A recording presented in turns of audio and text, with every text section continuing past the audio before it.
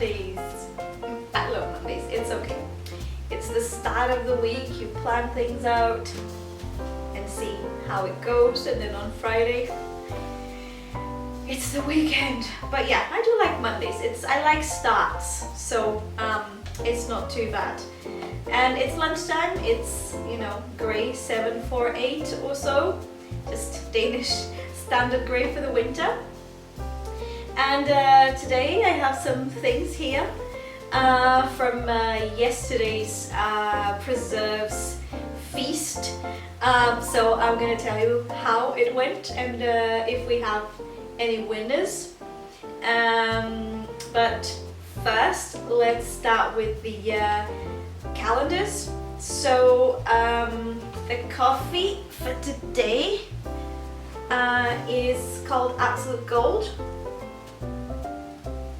and it is very good. Then the little chocolate I got was half a walnut, that's gone.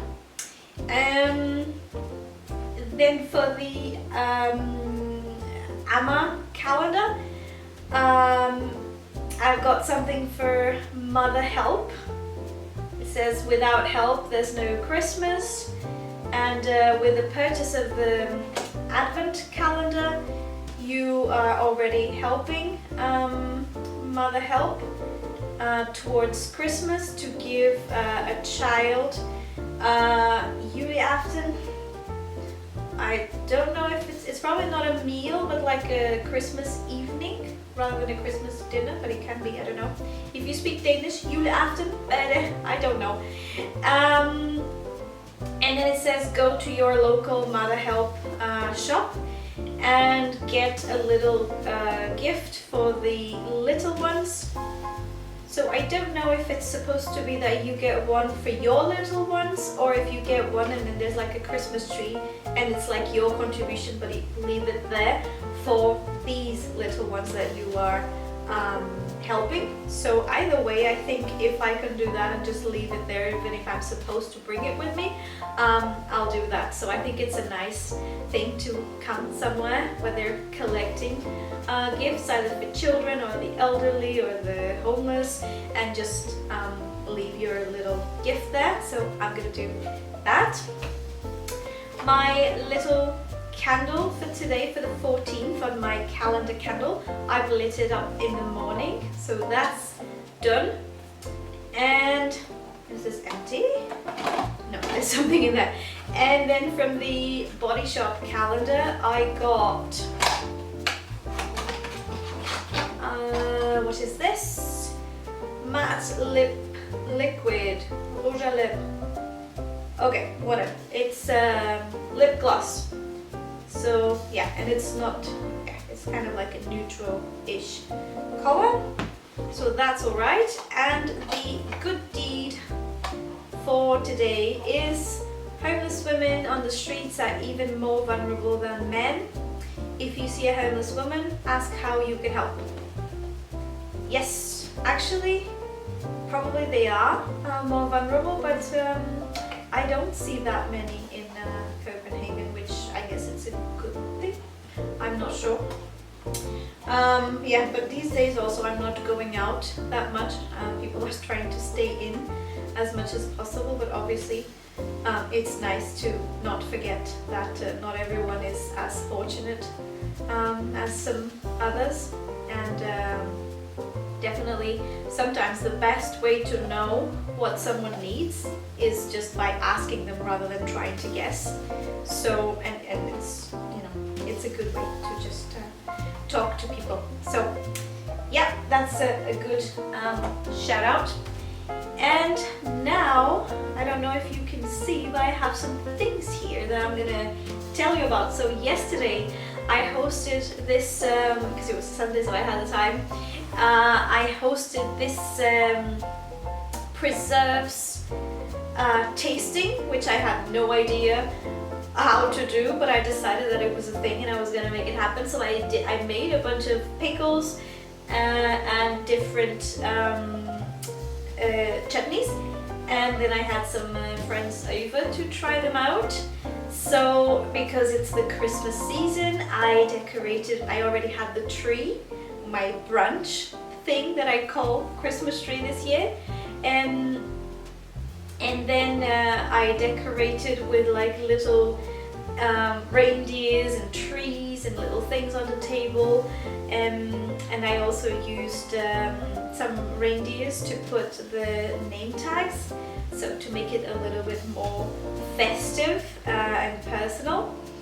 And then what things did I make?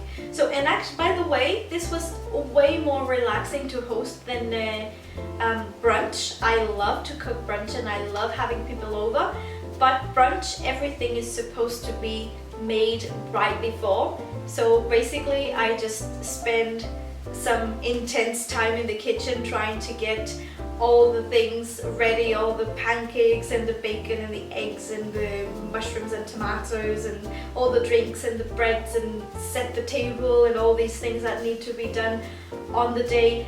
Get the bread and the pastries, because I don't like bread that is not fresh. I'm Portuguese, we love bread, but it needs to be fresh.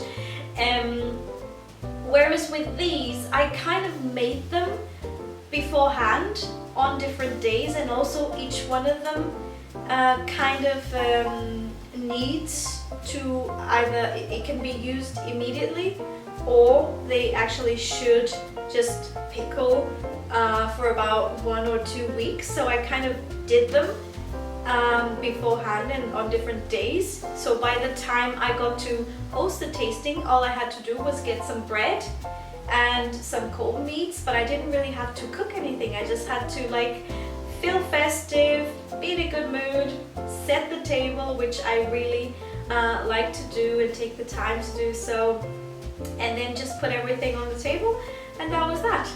So I had some prickly pears, which I like them just as they are, but I decided to make some sort of jam with the jalapenos, and that's this one, and it's nice. One thing I would change is that the recipe I found says that you need to take half of the seeds, so seeds from half of the jalapenos, otherwise it becomes too hot. But then what ended up happening, because the flavor of the prickly pears is so delicate, was that then the jalapenos just kind of overtook, and it kind of tasted a little bit like mashed jalapenos and not as much like the prickly pears. And also I think it's a little bit disrespectful, like, you know, for chilies in general. If you want to put chilies but then you take the seeds, what's the point then? I don't know. So next time, I mean, it's still good, but I think next time it will be even better if I just use half of the jalapenos and then just keep the seeds on those, and then it will taste both hot a little bit and also more of the prickly pear. But so it was not bad, I have to say. None of my experiments, because it was my first time making all these, none of them was bad. So I'm very pleased with that result. So this was kind of the jam. Then I had 3 chutneys. So this one, as you can see, there's a lot missing. So this one was very popular. It's hot, but not super hot, just enough. And this is mango and papaya chutney. It was very, very good. Then another chutney, this one is onions, also really, really nice, but I really like it. It's like a classic, but then the heat from the mango and papaya, I think that was my favorite. And then there's also, I don't know if you can see, let's try not to make a mess. I'm using it to hold my mug. But this one over here then, it's the tomato one. It was also very, very nice. So opinions varied for both the pickles and the chutneys. There were friends that didn't really like pickles, and there were friends who loved pickles. And then among those, they had different tastes. So for the chutneys, my favorite is the mango and papaya. Some friends also prefer this one. Some friends preferred the onion one. And then for the pickles, I have some cucumber with a Swedish recipe. This one is my favorite. It's really, really good. Just a perfect balance of sweet and vinegar. It was so good. Then there's another one I don't have here because I made like a huge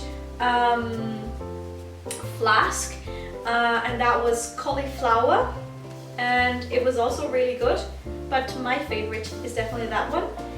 Then there's also some radishes that look really pretty in pink, and all of these I did with the different recipes because I didn't want it to be just the same recipe and then you just change the vegetables. So I found different recipes also to try out to different methods and different spices. So the pickle loving friend, he really liked the radishes, and some French friends with a more sensitive palate, they thought it was a little bit too strong and they prefer the cauliflower one.